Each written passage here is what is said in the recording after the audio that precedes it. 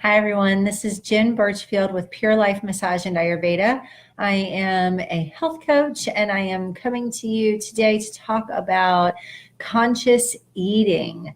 And why am I talking about conscious eating? I am talking about it because the holidays are upon us and fall is upon us.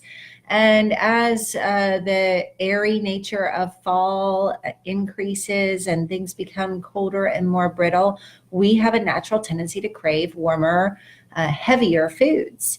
Of course, with the holidays, we also have a tendency to prepare large meals of warm, heavy foods.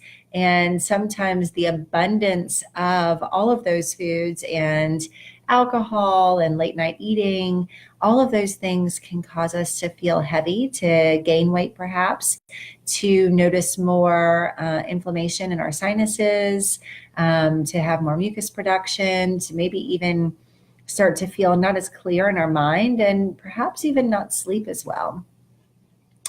So conscious eating is a concept based for me on Ayurveda, but we can find it in other places.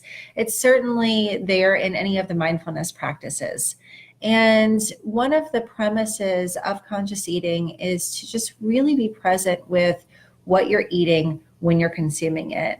So trying not to do the graze by the the Thanksgiving buffet doing, all afternoon while the food is being prepared, but rather to not consume food in between meals, to really fast on warm water in between meals so that our body is very clear when it comes time and quite hungry. You know, you're experiencing true hunger when it comes time to sit down and eat.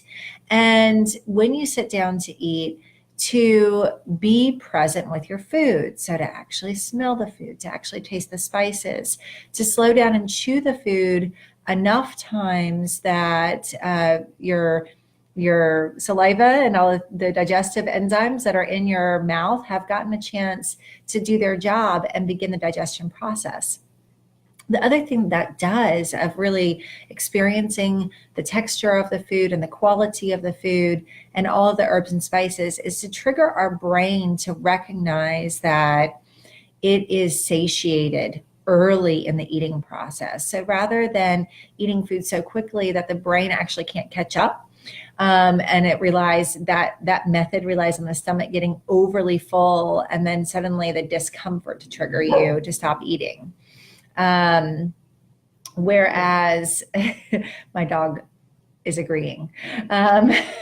Whereas when we eat slow and we really savor the qualities of our food, we get the chance to trigger our brain to recognize, oh, I'm full. And also I've had enough flavors and spices to have all the chemicals that my body needs to be nutritionally satisfied so that I'm not reaching for more sweet or salty in order to satisfy myself.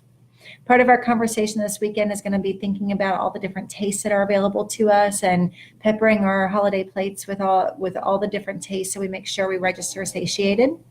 And part of our conversation is actually going to be about the experience of consuming food, thinking about all the different emotions that we're trying to satisfy when we eat and how we can answer those emotional calls in other ways outside of food.